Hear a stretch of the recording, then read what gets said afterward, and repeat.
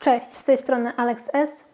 Dzisiaj porozmawiamy sobie o Flyrig od Tech21 sygnowanym przez Paula Londersa z Rammstein.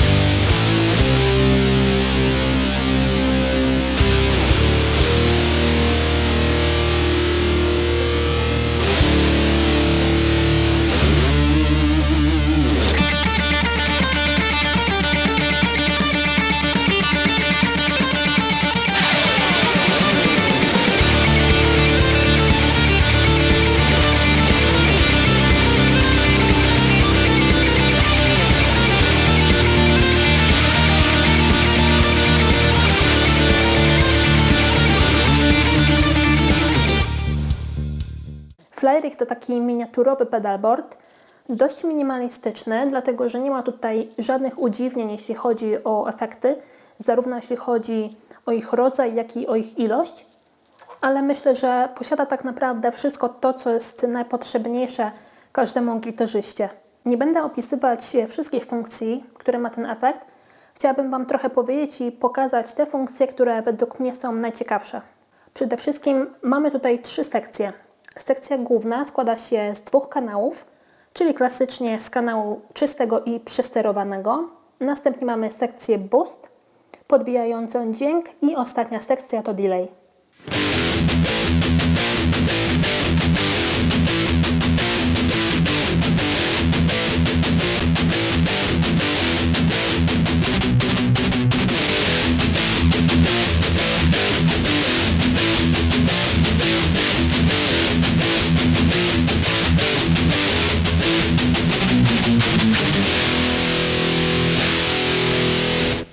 Jeśli chodzi właśnie o brzmienie przesterowane, to mamy tutaj całkiem spore możliwości regulacji tego brzmienia, bo oprócz tego, że oczywiście możemy sobie regulować brzmienie gałkami, to mamy jeszcze kilka innych opcji do wyboru.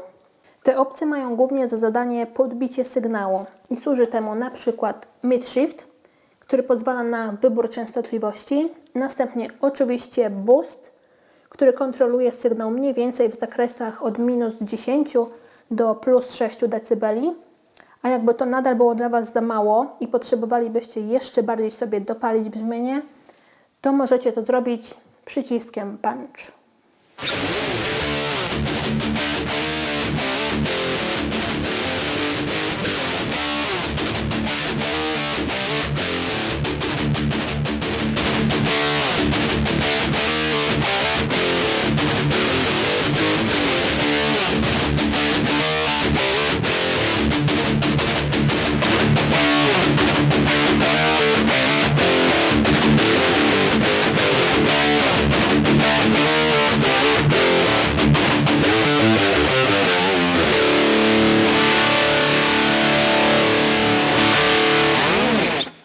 Fajną funkcją kanału czystego jest funkcja bite, która dodaje do brzmienia wysokich częstotliwości, dzięki czemu to brzmienie jest takie bardzo ostre i szkliste, co brzmi naprawdę bardzo fajnie i według mnie właśnie świetnie sprawdza się w takich ciężkich kawałkach. I została nam ostatnia sekcja, czyli delay. I tutaj fajną opcją jest na pewno tap tuner, który pozwala albo na ręczne wybicie tempa delayu, albo na włączenie tunera, który według mnie jest naprawdę bardzo precyzyjny. Inne fajne opcje z tej sekcji, na które warto zwrócić według mnie uwagę, to na pewno ambience, który dodaje do brzmienia przestrzeni, więc świetnie sprawdza się szczególnie podczas grania solo. I ostatnia fajna opcja tutaj to vibrato, którego można używać zamiast delayu i brzmi naprawdę bardzo fajnie i podoba mi się chyba nawet bardziej niż sam delay.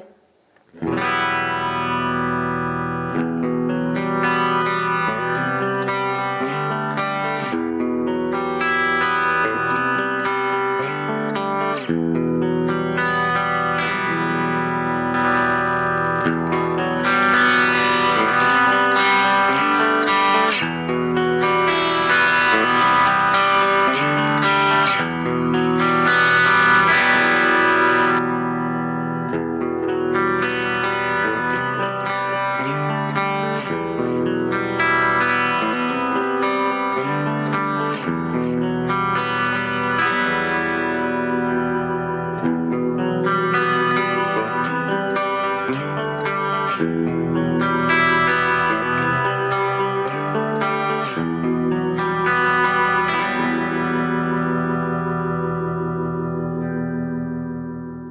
kilka zdań na podsumowanie.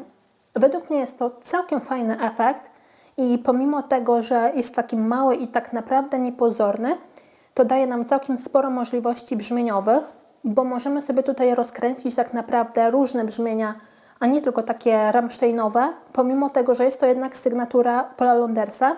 Ale chciałabym zwrócić Wam uwagę na to, że szczególnie jeśli chodzi o brzmienie przesterowane, to jednak zawsze będzie ono takie dość brudne i ciemne. I mi osobiście w tym efekcie jednak najbardziej podoba się kanał czysty, szczególnie używany z tą funkcją bite. Fajną sprawą we Flyrigu jest to, że żeby go używać, to wcale nie potrzebujecie wzmacniacza. Oczywiście możecie go używać w taki sposób, ale możecie też się podłączyć tak jak ja, czyli do interfejsu i z interfejsu już wtedy bezpośrednio do komputera. Zaletą Flyriga na pewno jest jego funkcjonalność i mam tutaj na myśli zarówno prostotę w okablowaniu, w samym podłączeniu się, jak i prostotę w użytkowaniu, choćby nawet ze względu na obecność przełączników nożnych, dzięki czemu możecie go sobie zabrać na próbę z kapelą albo nawet na koncert i brzmieniowo jestem pewna, że Flyrig też sobie poradzi nawet z całkiem takim sporym koncertem. Także jeśli spodobały Wam się próbki brzmieniowe Flyriga, które nagrałam, albo jesteście fanami Rammsteina, to myślę, że jeśli będziecie mieli kiedyś okazję wypróbowania tego efektu, to jest on naprawdę wart uwagi. Dzięki serdeczne za oglądanie i pozdrawiam. Cześć!